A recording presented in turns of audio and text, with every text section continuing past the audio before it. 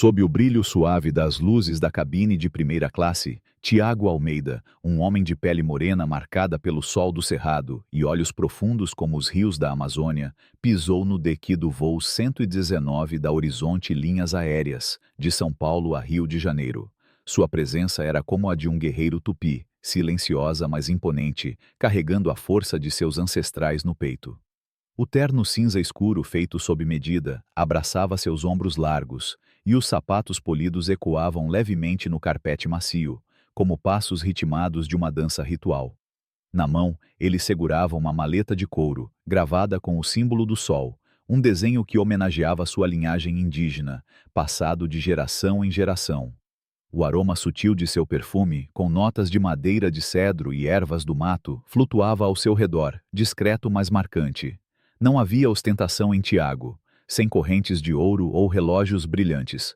Apenas a certeza de quem ele era, um empresário bem-sucedido, acionista majoritário da Horizonte, um homem que construiu um império com suor, estratégia e a sabedoria herdada de seus avós.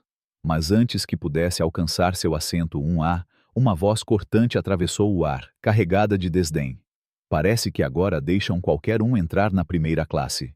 Era Clara Menezes, a chefe de cabine, loira de cabelos presos num coque tão rígido que parecia doer, os olhos azuis frios como o vento do inverno no sul. Ela estava na entrada da galley, braços cruzados, o uniforme impecável como uma armadura. Ao lado dela, Mateus, um jovem comissário de voo de pele clara e sorriso nervoso, deu uma risadinha abafada, olhando para Tiago como se ele fosse um intruso num território sagrado. Os passageiros ao redor, acomodados em poltronas de couro que cheiravam a novo, ergueram os olhos de seus champanhes e tablets, alguns com sorrisos maliciosos, outros com curiosidade disfarçada. Tiago, porém, manteve o rosto neutro, como ensinado pela filosofia tupi, de deixar o rio correr antes de erguer a lança. Ele entregou seu cartão de embarque, um papel impecável com Almeida, Tiago, 1A, impresso em negrito, e esperou enquanto Clara o pegava com um gesto brusco, como se pudesse estar contaminado. Ela o segurou contra a luz, franzindo a testa, os lábios finos torcidos numa expressão de dúvida. "Isso parece errado", disse, a voz afiada como uma faca de caça. "Escaneia de novo, Mateus." O jovem comissário, atrapalhado, pegou o scanner portátil, a luz verde piscando sobre o código de barras. Bip! Válido. Tiago arqueou uma sobrancelha, mas Clara não desistiu. De novo, algo não está certo. O scanner bipou pela segunda vez, o mesmo resultado ecoando no silêncio tenso. Cabeças se viraram. O homem de terno listrado 2 fileiras atrás, sussurrando algo para seu colega, que riu baixo. Uma mulher com colar de pérolas apertou a bolsa contra o peito, como se Tiago pudesse roubá-la só por estar ali. Ele sentiu o peso dos olhares, a acusação silenciosa de que um homem com traços indígenas, mesmo num terno tão fino, precisava provar seu lugar. Mas Tiago apenas ajustou o punho da camisa, um movimento sutil que exalava controle, e guardou o cartão no bolso. Escaneou 2 vezes. "Estou liberado", disse, a voz grave e calma, como o murmúrio de um rio antes da tempestade. Os olhos de Clara se fixaram nos dele, e por um instante, dava para ver as engrenagens girando em sua mente. Ela não gostou que ele não se abalou. "Eu decido isso", retrucou, empurrando o cartão de volta com um gesto que era mais desprezo do que cortesia. "Já tivemos problemas com falsificações antes. Você ficaria surpreso com quem tenta se infiltrar aqui." A insinuação era pesada, um veneno destilado em palavras, e mais cabeças se viraram. Tiago sentiu a corrente de julgamento, mas manteve a postura ereta, como uma árvore que resiste ao vento. "Tudo bem", disse, com um aceno educado, e seguiu para seu assento, sentindo os olhos de Clara cravados em suas costas. Ele não lhe deu a satisfação de olhar para trás. A cabine era um casulo de luxo, com detalhes em madeira polida e couro macio, o tipo de lugar onde se espera que a tripulação trate os passageiros como reis, não como invasores. Tiago chegou ao 1A, abriu o compartimento superior e levantou a maleta para guardá-la. Era pesada, cheia de contratos e um tablet com os detalhes de uma fusão que ele fecharia no Rio, um acordo de R$ 500 milhões que poderia redesenhar o mercado aéreo brasileiro. Ele estava prestes a fechar o compartimento quando Clara apareceu ao seu lado, o perfume floral dela invadindo o espaço como um aviso. Espera aí, disse o tom cortante e oficial. Você precisa manter isso com você. Tiago pausou, a mão ainda na borda do compartimento, e virou-se para ela. O espaço estava vazio, nenhuma bolsa ali dentro, a inutilidade da ordem gritante. O embarque nem terminou, disse mantendo a voz medida como se falasse com uma criança em birra. Tem espaço de sobra. Clara sorriu, um corte fino como uma lâmina. Regulamento. Estamos fechando os compartimentos mais cedo por segurança. 10 minutos antes da preparação final. Procedimento padrão. Guarde debaixo do assento. Tenho certeza de que você consegue. Ela esticou a mão, as unhas vermelhas brilhando, e bateu o compartimento com um estrondo que ecoou pela cabine. Cabeças se ergueram, olhos saltando entre eles. O homem de terno listrado riu baixo, enquanto Dona Lúcia, uma senhora de pele enrugada e olhos gentis, sentada na fileira 2B, franziu a testa, observando tudo em silêncio. Tiago piscou, processando o absurdo, o som do compartimento ainda zumbindo em seus ouvidos. Ele a olhou por um segundo, pesando suas opções, confrontá-la e transformar isso numa cena, ou deixar passar e manter a dignidade. Escolheu o meio-termo, exalando pelo nariz, uma liberação quieta de tensão. Tudo bem, disse, a voz suave como seda, e mudou a maleta para o colo. Era volumosa, não enorme, mas pressionava suas coxas, o couro rangendo sob seus dedos. Ele se acomodou no 1A, a poltrona moldando-se a ele como se soubesse quem ele era, mesmo que Clara não soubesse. Ela ficou ali por mais um segundo, como se esperasse que ele cedesse, então girou nos calcanhares e marchou para a galley, o queixo erguido como se tivesse marcado um ponto. Tiago ajustou a maleta sentindo seu peso e deixou os olhos vagarem para a janela. A pista do aeroporto de Guarulhos se estendia sob o pôr do sol, tons de laranja e roxo sangrando no céu, uma vista que ele conquistara 1000 vezes. Um minuto depois, outro passageiro embarcou, um homem branco de uns 50 anos, camisa de linho e sapatos náuticos, arrastando uma mala de rodinhas que parecia ter visto dias melhores. Ele tropeçou, rindo. Ops, atrasado para a festa. Clara mudou de atitude como se tivesse virado uma chave. Sorriu, os dentes brilhando, e avançou. Sem problema, Sr. Carvalho, disse, a voz doce como mel. Deixe que eu ajudo. Ela abriu um compartimento 2 fileiras atrás, ainda vazio, e levantou a mala com uma delicadeza que Tiago só podia sonhar. O homem sorriu, alheio, e desabou na poltrona. Tiago observou tudo, o maxilar travando só um pouco. A dor disso se alojou em seu peito. Ele já vira essa dança antes, a forma como alguns recebiam o tapete vermelho enquanto outros levavam o chute, tudo embrulhado num sorriso e num manual de regras. Seu celular vibrou no bolso, uma mensagem de sua assistente. Documentos da fusão prontos, liga quando pousar. Ele respondeu com um rápido, entendido, uma mão equilibrando a maleta, e recostou-se. A cabine se encheu, o burburinho crescendo, taças tilintando, mas o ar ao redor dele parecia mais pesado agora, como se Clara tivesse traçado uma linha que ele precisaria cruzar. Ele não sabia ainda, mas aquele compartimento batido era só o primeiro golpe. Clara não havia terminado, nem de longe. O sorriso que ela carregava ao se afastar dizia tudo. Ela já planejava o próximo ataque. Tiago vencera essa rodada, mantivera a calma, segurara o terreno, mas o voo duraria 2 horas, e Clara Menezes não era do tipo que aceitava a derrota. Fora da janela, os motores roncaram, o avião se movendo lentamente para a decolagem, e Tiago ajustou a maleta de novo, suas bordas mordendo suas pernas. Ele pensou que a havia controlado, que saíra por cima. Não fazia ideia de quão errado estava, de quão profundo era o rancor de Clara, ou até onde ela iria para garantir que ele pagasse por ousar sentar onde ela achava que ele não pertencia. O avião avançou taxiando para a pista, e Tiago Almeida se instalou no 1A, o couro o abraçando como um velho amigo, apesar da maleta ainda pressionando suas coxas. As luzes da cabine diminuíram para um tom dourado, lançando sombras longas nos detalhes de madeira polida, e o ronco dos motores vibrava pelo chão. Ele ajustou a gravata, um tom de vermelho terroso que contrastava com o terno cinza, e deixou os ombros relaxarem pela primeira vez desde o embarque. O truque do compartimento de Clara fora um golpe baixo, mas ele lidara com isso. Mantivera o controle e agora podia focar. 2 horas até o rio, tempo suficiente para revisar a fusão que faria manchetes. Ele pegou o celular, navegando pelos e-mails, quando uma sombra pairou sobre ele.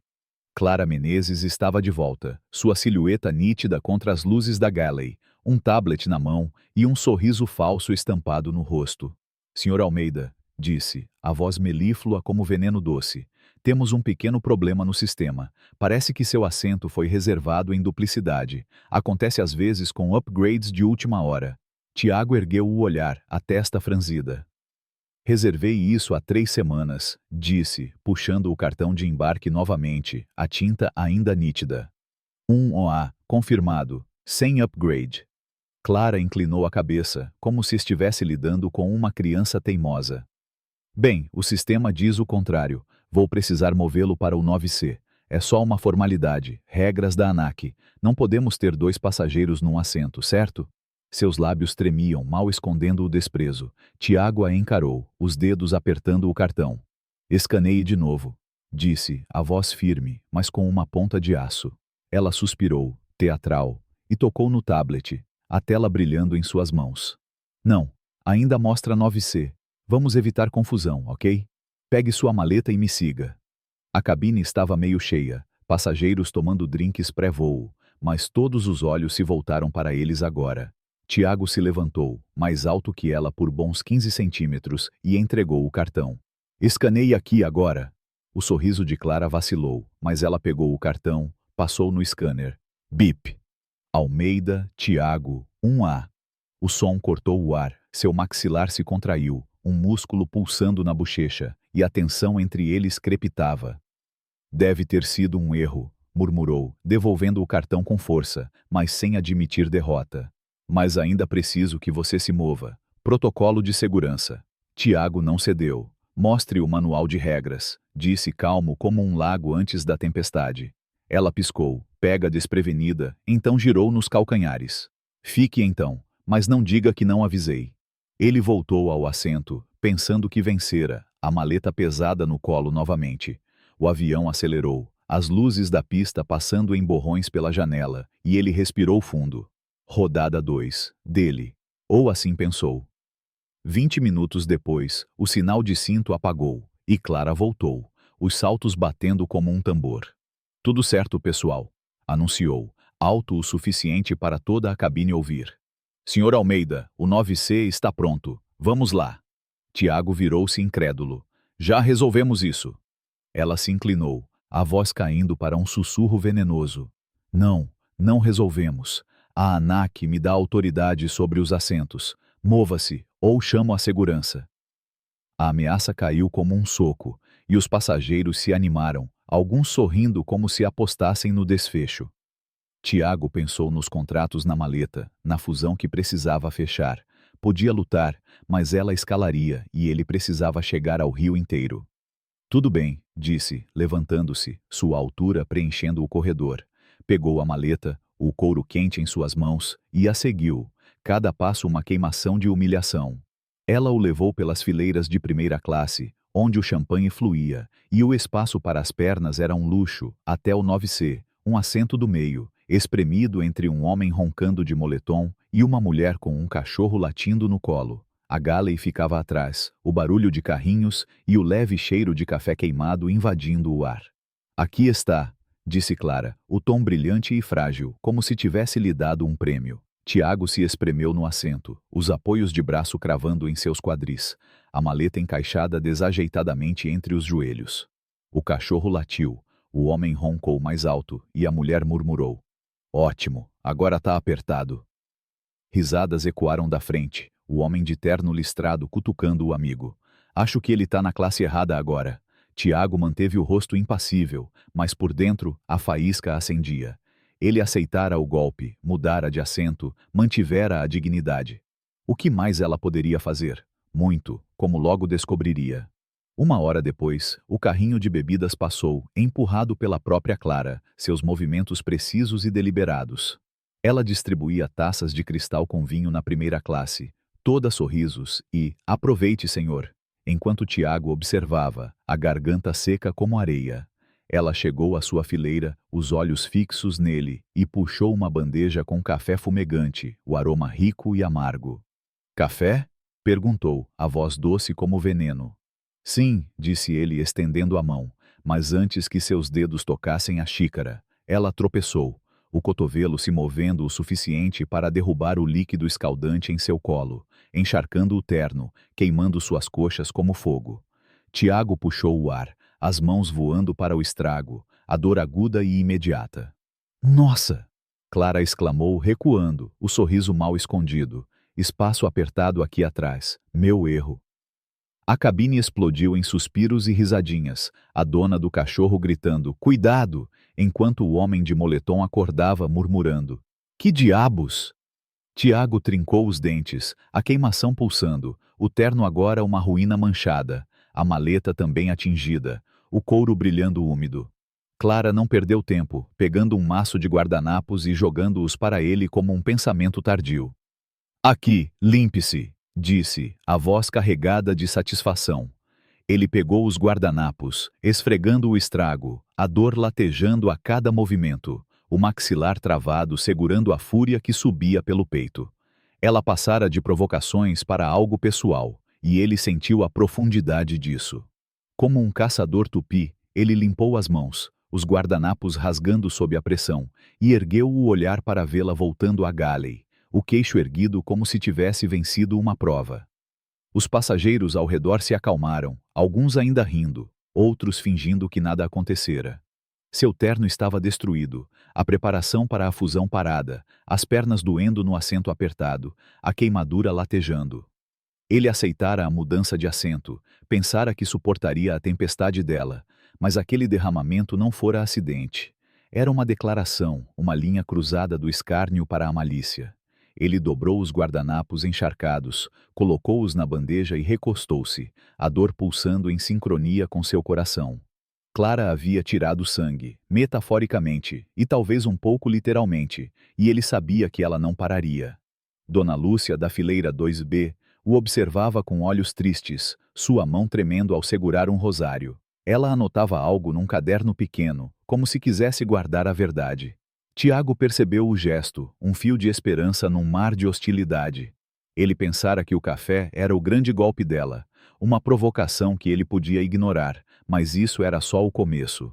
Clara Menezes havia acendido um fogo que não apagaria fácil, e o voo ainda tinha 1 hora pela frente. A filosofia tupi o ensinara a ser paciente, como o rio que erode a pedra, mas agora ele sentia a correnteza crescendo dentro de si, pronta para a transborda. Tiago Almeida, recém-libertado após a detenção injusta no aeroporto de Salvador, estava de pé no saguão agitado, o asfalto ainda quente do sol escaldante da Bahia. Seus olhos, profundos como os rios da Amazônia, brilhavam com a determinação de um guerreiro tupi prestes a caçar. O terno encharcado de café estava seco agora, mas as manchas escuras marcavam o tecido como cicatrizes de batalha, e a maleta de couro com o símbolo do sol, ainda úmida, pendia firme em sua mão.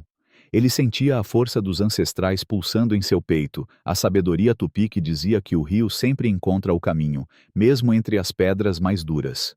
Mas Clara Menezes, a chefe de cabine que o humilhara no voo 119 da Horizonte Linhas Aéreas, não havia parado.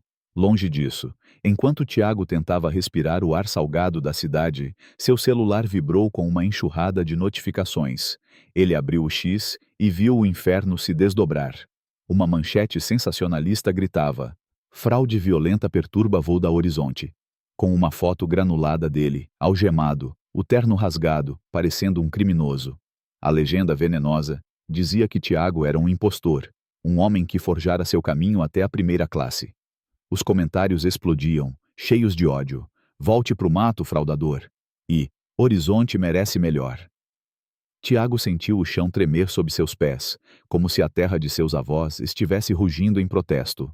Clara não havia apenas o humilhado no voo. Ela agora estava queimando seu nome em praça pública, espalhando mentiras como fogo na mata seca. Ele apertou a maleta, os dedos traçando o símbolo do sol, e respirou fundo, lembrando o conselho de seu avô tupi. Quando o inimigo ataca, o guerreiro não corre. Ele observa, planeja e contra-ataca com a força do vento. Tiago sabia que precisava de aliados.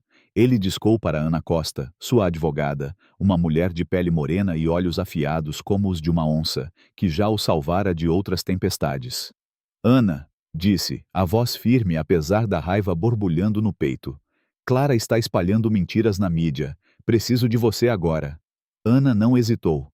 Mande tudo o que tiver. Vamos virar esse jogo.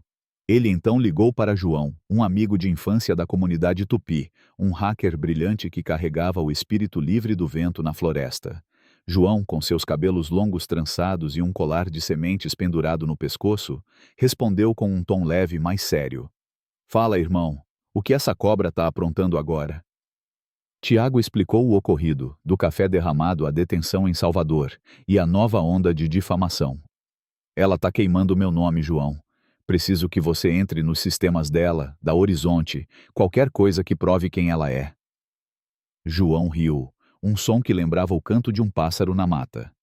Deixa comigo. Vou cavar fundo como um tatu no barro.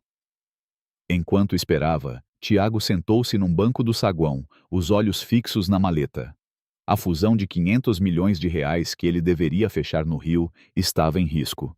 Os contratos dentro da maleta, agora manchados de café, eram sua arma para mudar o mercado aéreo, mas Clara parecia determinada a destruí-lo antes que ele chegasse lá.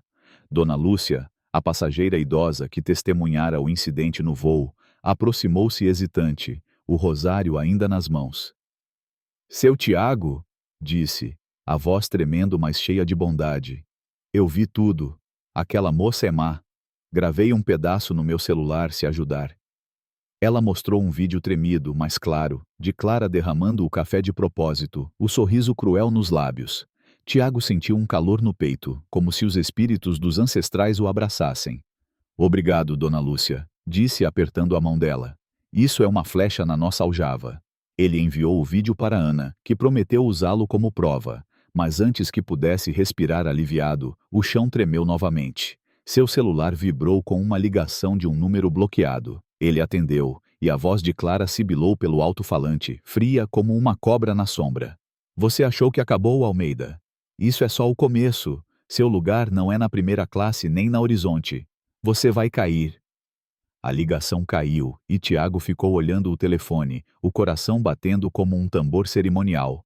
Ele sabia que Clara não estava blefando. Ela já havia ido de provocações mesquinhas a um ataque público. O próximo golpe seria mais mortal. E veio rápido. Enquanto Tiago pegava um táxi para um hotel em Salvador, onde planejava se recompor antes de voar para o Rio, a polícia o interceptou na saída do aeroporto. 2 oficiais, um corpulento com tatuagens nos braços e outro magro com olhos desconfiados, bloquearam seu caminho. Tiago Almeida, você está detido, disse o mais corpulento, já puxando as algemas. Posse de drogas com intenção de tráfico. Tiago congelou, o ar escapando de seus pulmões. Isso é um erro, disse, a voz firme, mas o pânico crescendo como uma correnteza. Eu não toco nisso. O oficial magro abriu o porta-malas do táxi alugado, e lá estava, um pacote de pó branco, embrulhado em filme plástico, brilhando sob a luz do sol. Explica isso, disse o oficial, o tom zombeteiro. Passageiros e transeuntes pararam, celulares apontados, filmando a cena como abutres. Tiago sentiu o peso do julgamento, os olhares que o marcavam como culpado antes mesmo de um julgamento. É uma armação, disse, a voz subindo, mas os oficiais o ignoraram, algemando-o e empurrando-o para a viatura. No banco traseiro, o cheiro de couro velho e suor o sufocava, e ele pensou na fusão, nos contratos, na maleta agora confiscada como evidência. Clara havia ido além do voo, além das mentiras na mídia. Ela plantara uma armadilha que podia custar sua liberdade, talvez sua vida. Na delegacia, um cubículo de concreto com lâmpadas piscando, Tiago sentou-se numa cadeira dura, as algemas cortando seus pulsos. Ele ligou para Ana do telefone público, a voz baixa e urgente. Clara plantou drogas no meu táxi. Estou detido. Me tira daqui. Ana praguejou, feroz.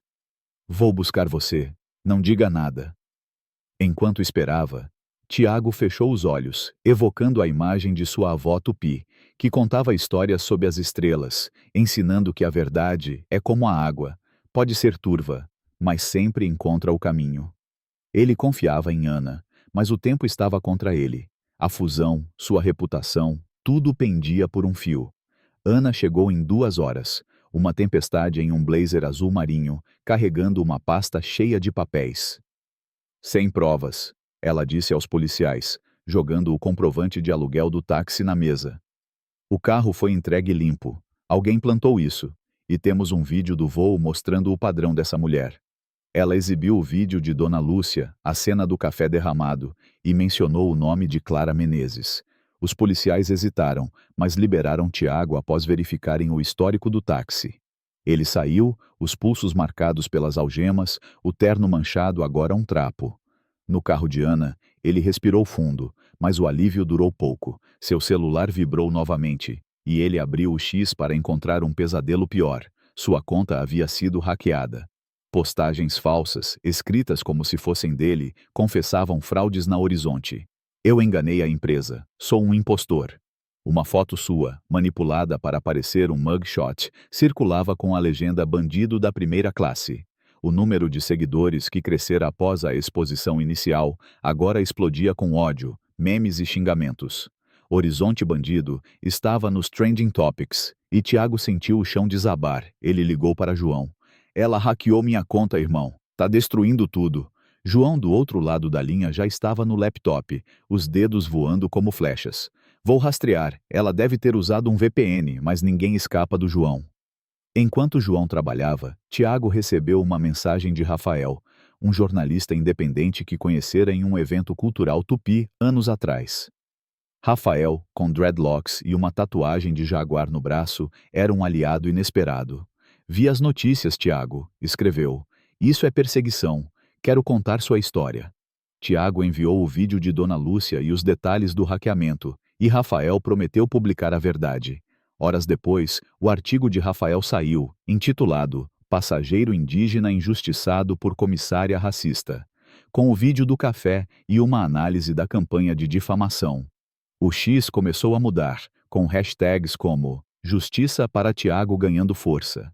Tiago pensou que havia virado o jogo, que a verdade estava fluindo como um rio limpo, mas Clara contra-atacou. Enquanto Tiago se instalava num hotel em Salvador, planejando o próximo voo para o Rio, um carro preto acelerou pela rua, quase o atingindo ao passar. Ele pulou para trás, o coração disparando, e viu o motorista, um homem de boné, sorrir antes de acelerar. Minutos depois, seu celular tocou novamente, um número bloqueado. A voz de Clara, fria e cortante, voltou. Você acha que pode me parar, Almeida? Isso não acaba até você estar no chão. A ligação caiu, e Tiago ficou paralisado, o símbolo do sol na maleta brilhando sob a luz do quarto. Ele chamou João novamente. Ela contratou alguém, um carro tentou me acertar. João, agora sério, respondeu. Tô dentro do servidor da Horizonte. Encontrei algo. Clara é sobrinha de Eduardo Lima, tesoureiro do conselho. Ele encobre tudo o que ela faz. Mandei os arquivos para Ana. Tiago sentiu a raiva crescer, mas também a clareza. Clara não era apenas uma comissária rancorosa. Ela era protegida por uma rede de poder, uma serpente com muitas cabeças. Ana ligou logo depois, a voz vibrante. Com os arquivos do João e o vídeo da Dona Lúcia, vamos processar a Horizonte por difamação e negligência. Mas Tiago, cuidado. Ela tá desesperada. Ele assentiu, o celular quente contra a orelha, e olhou pela janela do hotel. As luzes de Salvador brilhavam, mas pareciam um campo de batalha.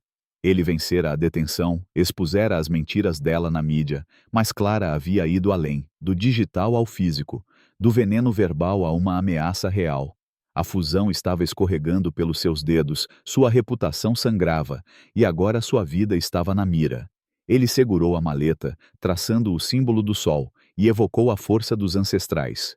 Como um guerreiro tupi, ele sabia que o próximo golpe de Clara seria ainda mais letal, mas também que a verdade, como o rio, sempre encontra seu caminho.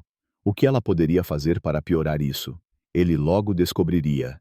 Tiago Almeida jazia numa cama estreita do Hospital São Lucas, em Salvador, o corpo marcado pela batalha que quase lhe custara a vida. Uma costela rachada pulsava a cada respiração, e o soro pingava lentamente, um lembrete frio de sua fragilidade física. Mas o espírito dentro dele, forjado pelo sangue tupi, ardia como o sol ao meio-dia, inquebrantável, guiado pela sabedoria ancestral que dizia: o rio não teme a pedra, ele a contorna, a erode, até abrir seu caminho. O acidente orquestrado por Clara Menezes, um carro preto que jogara seu veículo alugado num barranco de 50 metros, deixando-o preso entre metal retorcido e o cheiro de gasolina, ainda ecoava em seus ossos, como o trovão que sacode a floresta antes da chuva. Ele segurava o laptop, a tela brilhando na penumbra do quarto, e seus olhos, profundos como os rios da Amazônia, reluziam com a determinação de um guerreiro tupi que prepara a lança para a caça final. Clara, a comissária que o humilhara no voo 119 da Horizonte Linhas Aéreas, que o difamara com manchetes falsas, plantara drogas em seu carro e tentara matá-lo, agora estava atrás das grades, presa por tentativa de homicídio após a confissão de seu capanga, Rico. Mas Tiago sabia que uma serpente encurralada é mais perigosa. O grito de Clara na prisão: "Ainda não terminei com você, Almeida. Tenho mais uma jogada." Ressoava em sua mente como o canto de um pássaro agourento, um aviso de que a guerra não havia acabado. Ele traçou o símbolo do sol gravado em sua maleta de couro, agora seca, mas marcada pelas cicatrizes do voo, e jurou que a derrotaria não com a raiva que queima a mata, mas com a precisão de um caçador que espera o momento certo. Ana Costa, sua advogada, montava guarda ao lado da cama, o blazer azul marinho impecável, a pistola no coldre sob o casaco, os olhos de onça varrendo a janela para a rua escura de Salvador. "Ela tá na solitária, Tiago", disse Ana, a voz firme, mas carregada de cautela. "Mas essa mulher é uma víbora. Não confio que ela vá parar, mesmo presa." Tiago assentiu, a dor na costela disparando como uma flecha, e abriu o laptop. Ele não era apenas um empresário que construíra um império com suor e estratégia. Era um estrategista tupi, treinado desde criança para ler os sinais da floresta, para conhecer o coração de seus inimigos. Ele acessou um backdoor nos servidores da Horizonte, um recurso secreto que mantivera como acionista majoritário, e mergulhou no passado de Clara. Cada clique era uma flecha disparada, cada arquivo uma pista desenterrada. Ele encontrou ouro enterrado. 3 reclamações antigas, escondidas nos arquivos de recursos humanos da companhia, todas de passageiros indígenas que Clara havia perseguido com crueldade disfarçada de protocolo. Um homem caiapó, em 2018, teve seu assento de primeira classe trocado para a última fileira e foi acusado de comportamento agressivo após questionar. Uma mulher guarani, em 2019, foi falsamente denunciada por roubar uma bolsa de outra passageira, resultando numa humilhação pública. E um jovem chavante, em 2020, descobriu um vape plantado em sua mochila, o que levou a uma proibição de voar com a Horizonte. Todas as queixas foram abafadas, os registros limpos por Eduardo Lima, tesoureiro do Conselho da Horizonte, e como Tiago descobriu num e-mail de um denunciante demitido, tio de Clara. O e-mail, datado de 2 anos atrás, detalhava o padrão de Clara: preconceito contra indígenas, disfarçado de segurança ou procedimento, protegido pelo poder de Eduardo, que a tratava como uma princesa intocável. Tiago sentiu o sangue ferver, como o calor do cerrado em chamas, mas manteve a calma, lembrando o ensinamento de seu avô tupi. A raiva é um fogo que consome o guerreiro, a paciência é a água que apaga o inimigo. Ele enviou os arquivos para João, seu amigo hacker, cuja voz ecoou pelo telefone com a energia livre de um vento na mata.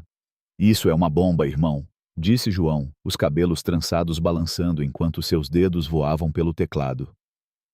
"Vou espalhar isso na rede como sementes na floresta. Clara vai virar pó." Enquanto João trabalhava, Tiago recebeu uma mensagem de Yara, sua irmã mais nova, que vivia numa comunidade tupi perto de Belém. "Tiago, 2 homens rondaram a casa hoje. As crianças estão com medo", escreveu ela, a voz tremendo mesmo em texto. Tiago apertou o celular, o coração disparando como um tambor cerimonial. Clara, mesmo presa, estava estendendo suas garras até sua família, como uma cobra que ataca da sombra. Ele respondeu rápido: "Fica segura, Yara. Tô mandando a polícia pra ir. Isso acaba agora." Ele ligou para Ana, a voz firme apesar do medo que subia como uma correnteza. "Ela tá mirando minha irmã e meus sobrinhos. Precisamos de proteção para eles." Ana agiu como um raio, coordenando com a polícia de Belém para postar seguranças na casa de Yara. Mas o peso disso, sua família em perigo por causa de sua luta, caiu sobre Tiago como uma árvore derrubada na floresta. Ele pensou em seu Jorge, o ancião tupi que o criara com histórias sob as estrelas, ensinando que a floresta é forte porque as árvores crescem juntas. Um guerreiro nunca luta sozinho. Inspirado, Tiago ligou para Rafael, o jornalista independente que já publicara sua história, com dreadlocks e uma tatuagem de jaguar que parecia pulsar com vida. Rafael, temos mais, disse Tiago, a voz grave. Reclamações contra Clara, a conexão com Eduardo Lima. Publique tudo. Rafael, do outro lado da linha, estava em seu estúdio, cercado por microfones e câmeras. Isso vai derrubar a Horizonte, Tiago. Tô dentro, prometeu, já digitando o rascunho do artigo. Ao meio-dia, a tempestade digital explodiu. João vazou os arquivos no X, espalhando-os como sementes lançadas ao vento, e Rafael publicou um artigo devastador no portal independente Vozes da Terra. Comissária racista da Horizonte protegida por tio no conselho.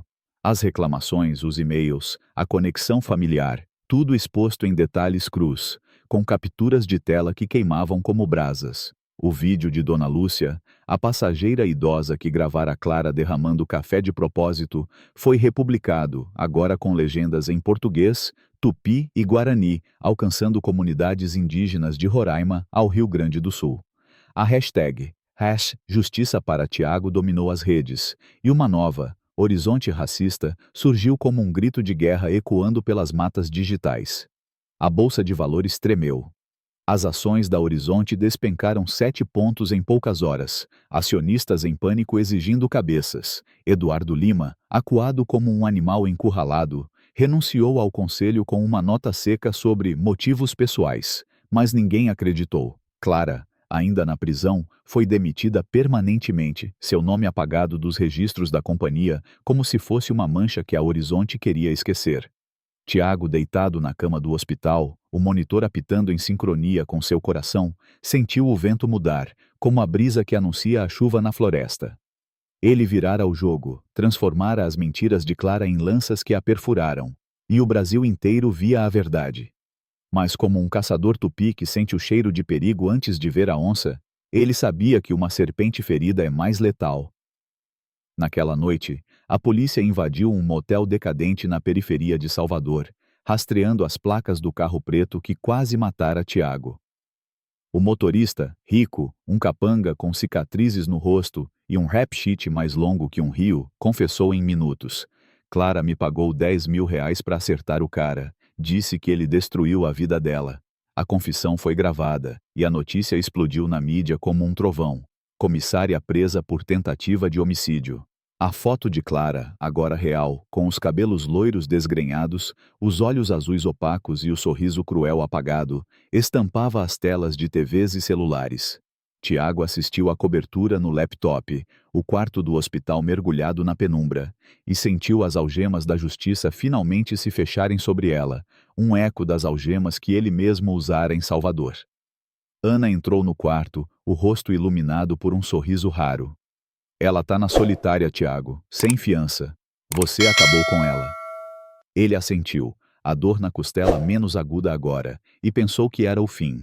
Clara estava destruída, sua carreira reduzida a cinzas, seu tio expulso do poder. Ele sobrevivera ao café escaldante, às algemas injustas, às drogas plantadas, ao barranco que quase o engoliu.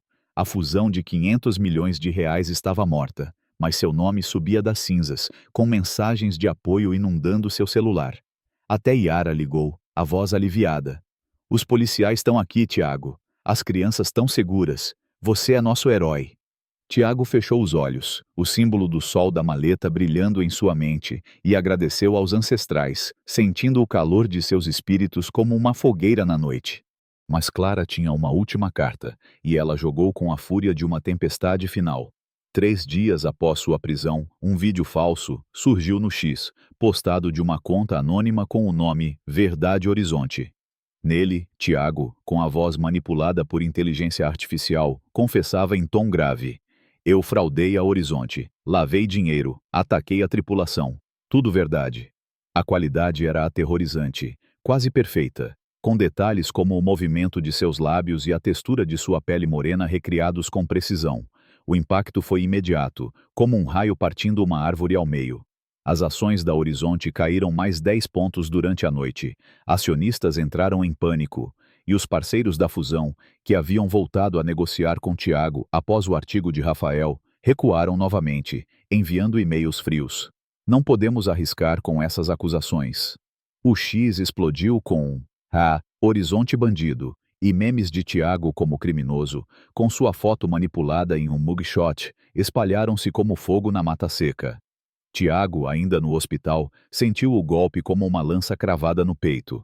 Ele ligou para João, a voz tremendo de raiva contida. Ela tá na cadeia, mas tá fazendo isso. Rastreie João, agora! João, com a calma de um xamã que lê os sinais das estrelas, já estava no caso, os dedos voando pelo teclado como flechas. Ela usou um comparsa na prisão, Tiago. Gravei uma ligação dela com um técnico de deepfake. Dinheiro contrabandeado, irmão. Tô enviando pro Rafael agora. Tiago respirou fundo, evocando a paciência tupi que seu avô lhe ensinara, e ligou para Rafael. Publique a ligação, Rafael. Mostre quem ela é de verdade. Horas depois, a CNN Brasil exibiu o áudio em horário nobre. Clara na prisão, contratando o falsificador, sua voz carregada de veneno. Acabe com ele, não importa como. Quero ele destruído. O vídeo falso foi desmascarado, e a narrativa virou como um rio que encontra o mar. Justiça.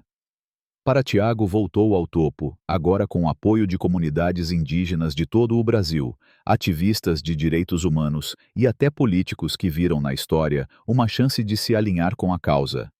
Clara foi acusada de novos crimes: fraude digital, conspiração, extorsão.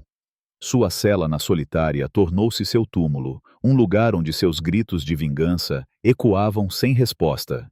Na manhã seguinte, a Horizonte, desesperada para salvar o que restava de sua imagem, enviou um e-mail formal ao laptop de Tiago, ainda apoiado na cama do hospital.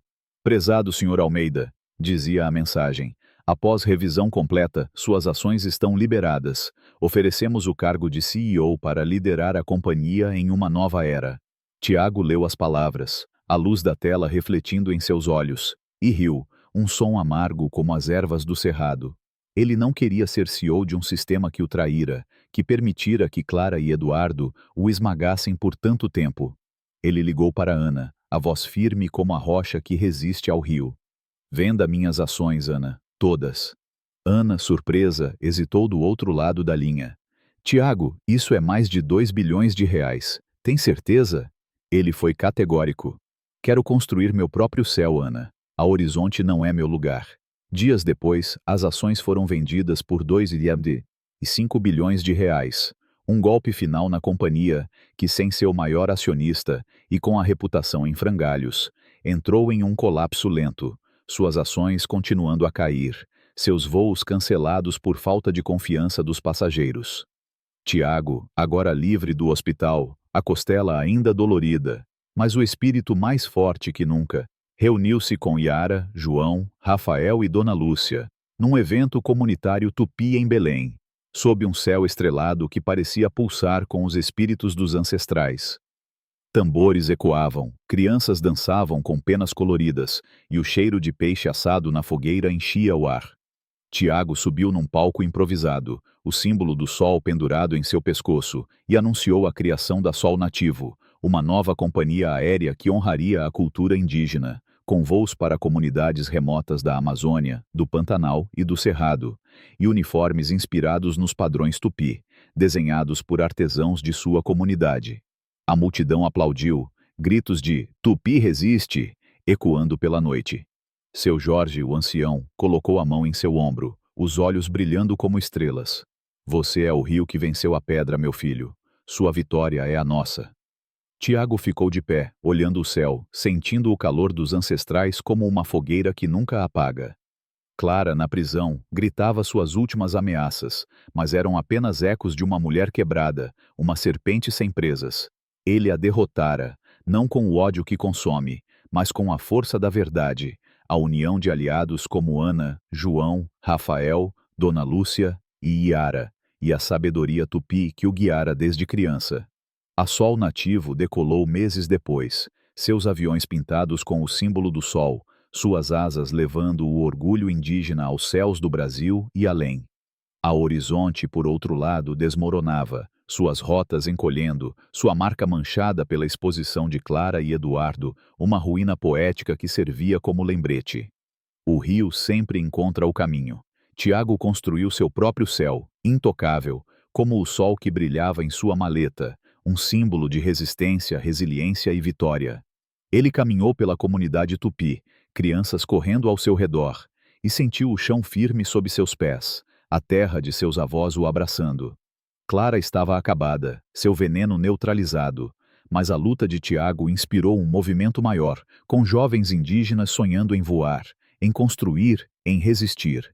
Ele olhou para Yara, que sorria com lágrimas nos olhos, e prometeu a si mesmo: por vocês, pelos meus, pelo nosso povo, continuarei sendo o rio que nunca para.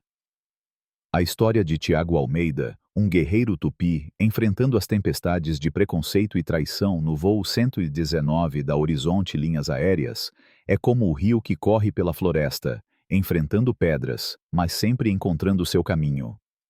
Ler sobre sua jornada me tocou profundamente, como o som de tambores cerimoniais que ecoam na alma, trazendo à tona a força dos ancestrais e a sabedoria de nossa cultura indígena brasileira.